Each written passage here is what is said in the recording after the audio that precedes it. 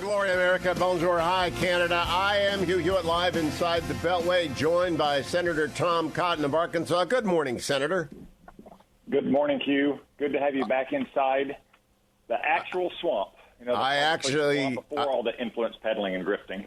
I've got to get back out of the swamp soon because last night's storm was an indication of what's going on. I'm going to talk about the Senate Judiciary Committee in a moment, but first, it is clear after I've checked my records. We had our 22nd anniversary of this nationally syndicated radio show on Monday, which is also the day after the 40th anniversary of the Fetching Mrs. Hewitt saying yes to me in getting married. And you have been, I believe, the most frequent appearing guest who is an elected official. For 11 years now, you've been making a near weekly appearance on the Hugh Hewitt Show. So I think that means you've talked to Dwayne more than anybody in the world except Adam and me. Well, I appreciate, Hugh, your generosity in having me on. I guess it started 11 years ago this summer during my first campaign for the House. I'm grateful for your willingness to have me on the show to speak to your big audience, to include your listeners in Arkansas. I just wonder, you know, if after having a misspent youth, I'm also having a misspent adulthood coming to your show so much. Last night I'm in town. Last night I did an event with Governor and Mrs. Youngkin in front of a crowd that included a member of your staff, and it's off the record, so I won't talk about it. But I got to say, I know you campaigned hard for him. He's quite a remarkable leader, and the Republican bench is deep and wide. And any thought cross your mind you might be across the debate stage from Glenn Youngkin in the near term? Well, Hugh, I don't know about that. I think you're referring to the 2024 election, and as my drill sergeants always told us, keep your eye on the 25-meter target, which right now is the 2022 election. But I'm extremely grateful that the people of Virginia elected Glenn Youngkin last year. Anna and I are friends with Glenn and Suzanne. They're a wonderful couple. He's a great leader for Virginia, a great, decent Christian man. And the people of the Commonwealth of Virginia couldn't be more fortunate to have such a good conservative leader as Glenn Youngkin. Now, the reason I bring this up, I want to cover two things with you. One, the extraordinary hearing in Senate Judiciary yesterday on abortion. I think the reason Governor Youngkin won is that Virginia's parents, they're usually apolitical, centrist parents, are disgusted with woke ideology. They don't want it. And he spoke about it last night. Chatham House rules, can't mention it. But I wonder whether or not you think that exchange and your exchange and the entire hearing yesterday with the Berkeley law professor and the other witnesses underlines for America just how crazy academia has become. Yeah, that hearing was something else. I don't think it went quite the way that Democrats had hoped, Hugh. You had three Democratic witnesses who were defending abortion up to the moment of birth. You know, I asked them if they condemned the violence against crisis pregnancy centers and the mobs that are protesting outside the homes of Supreme Court justices in violation of federal law. A Democratic hitman even tried to kill Brett Kavanaugh. And while they all said they condemned that, they also insisted that we have to recognize that a forced pregnancy is violence as well. No reports from them on whether late-term partial birth abortion is violence against an unborn baby. You know, they all started their testimony by offering their pronouns.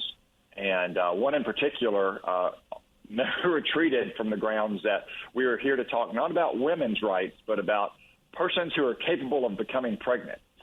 It just sounds to normal Americans like people speaking a different language. And that's one reason why the Democratic Party is so out of touch with normal Americans. And as you say, that's one reason why Glenn made big inroads in the Northern Virginia suburbs, typically pretty Democratic areas, is you had schools there shut down for a year and a half. And the only silver lining of all of the suffering inflicted on those kids is parents were able to see the kind of nonsense and left-wing drivel being indoctrinated into their kids. And they didn't want it, and they wanted to change, and that's why they elected Glenn Youngkin in part.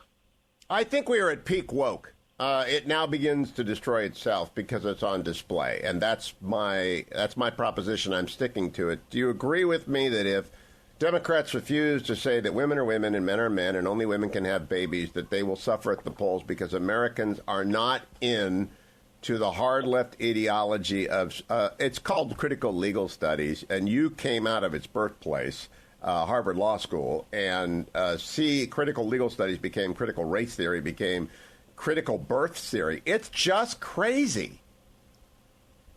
It is crazy, Hugh, and I can't say if we're at peak wealth or not. That's really not in our hands. It's in the hands of the Democrats, whether or not they want to start sounding like normal people again and defending the interest of normal people. Because remember, Hugh, it's not just saying silly things like persons who are capable of becoming pregnant.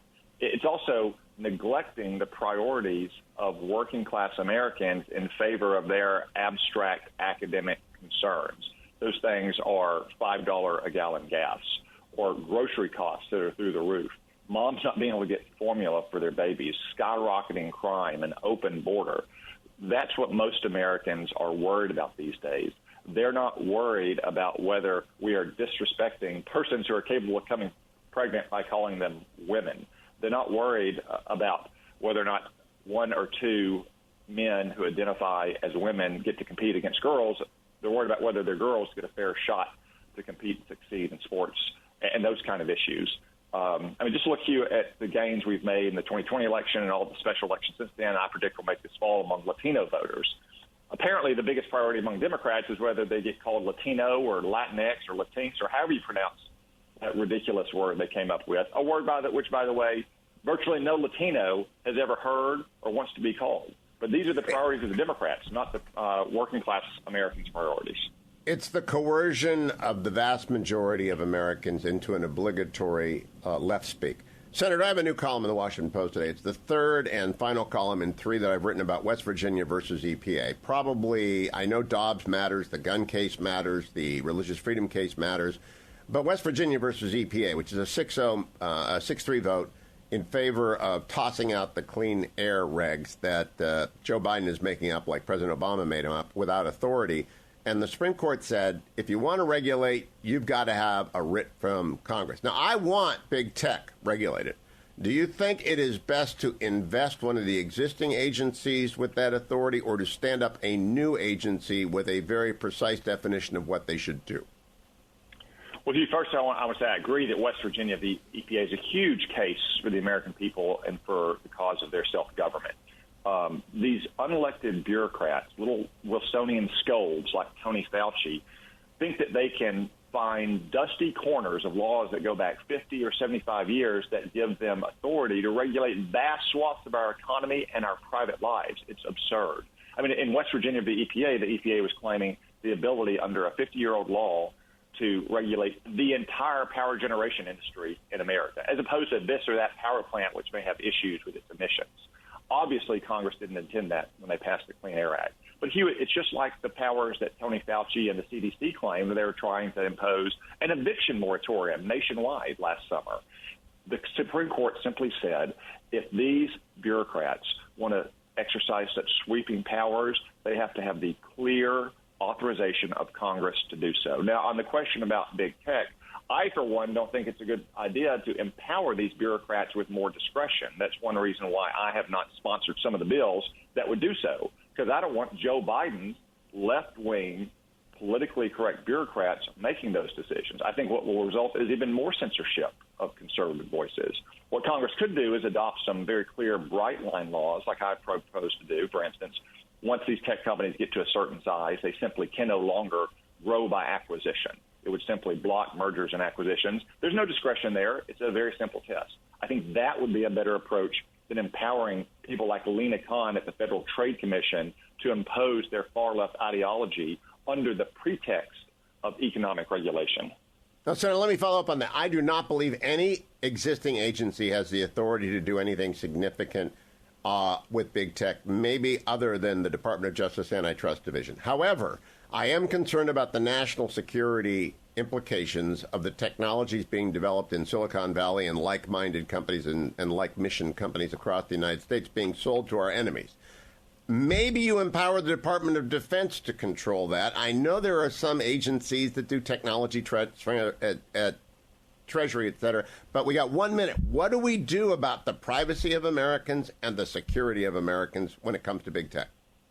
Well, Hugh, given some of the left-wing bureaucrats in charge of the Department of Defense under Joe Biden, I'm not sure we want to empower them either. Now, Congress has acted in this space, though, Hugh. Just a few years back, maybe 2018, 2019, we passed major reforms to foreign investment and export control laws. And we did empower something called the Committee on Foreign Investment in the United States to scrutinize much more carefully Chinese investment into America, because oftentimes it flies under the radar. It's happening with very small startup companies. We have to stop China from stealing our best technology and using it against us. We will return to this subject in the next 11 years of Senator Cotton's appearances. Thank you, Senator, for being a regular guest. We actually appreciate you a lot more than any other elected official because you've stuck with us through 11 years of pointed questionings, and that's great. Senator Tom Cotton from Arkansas, member of the Judiciary Committee, Armed Services and Intel. I'll be right back, America. Stay tuned.